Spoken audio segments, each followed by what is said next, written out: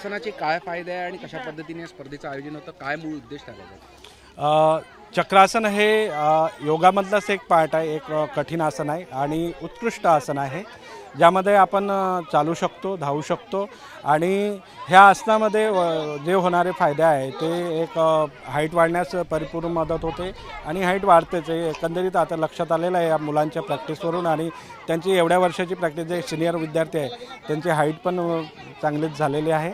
आणि दुसरी गोष्ट, आपण याचे जे आहे बोन्स फ्लेक्झिबल होतात, लवचिकता वाढते आणि समोर जे आहे एक बॉडी जे बॅलन्सिंग आहे, तर मेन म्हणजे ते बॅलन्सिंग स्ट्रॉंग होतं आहे.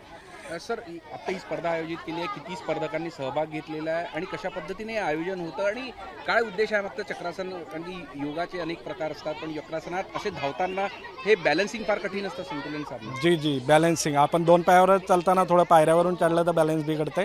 पण हे चक्रासनामध्ये 4 म्हणजे 2 हात आणि 2 पाय, एक हात एक पाय असं समोर घेऊन आपण जर बॅलन्सिंग करत चाललं तर एक डोळ्याची एक एकाग्रता पण वाढते, जे आपण टार्गेट इश्यू म्हणजे फॉलो करतो आहे. आणि याच्यामध्ये जर आपण जर धावलं तर ते खरंच मुलांना एक चांगली वळण पण लागते, त्यांचे व्यसन पण म्हणजे जे आजकाल जे मुलांमध्ये बघतो आपण, जागोजागी व्यसनाधीन झालेले मुलं आहे, ते एक छंद मुलांचा बंद होऊन एक आपल्या खेळाकडे वळण्याचे एक चान्सेस जास्त आहे. त्यामुळे आम्ही एक कॉम्पिटिशन घेतो की लहान मुलांना वळण चांगले लागेल. किती वयोगटातले स्पर्धक? याच्यामध्ये 5 to 8, अंडर 8, अंडर 11 आणि अंडर 14 याच्यामध्ये 120 स्पर्धक सहभागी झाले आहेत आणि याला आम्ही जागतिक लेवलवर नेण्याचा पूर्ण प्रयत्न करूया. मी रोज अर्धा एक वर्षापासून मी येत आहे. मला इथे 2-1.5 तास मी इकडे प्रॅक्टिस करते.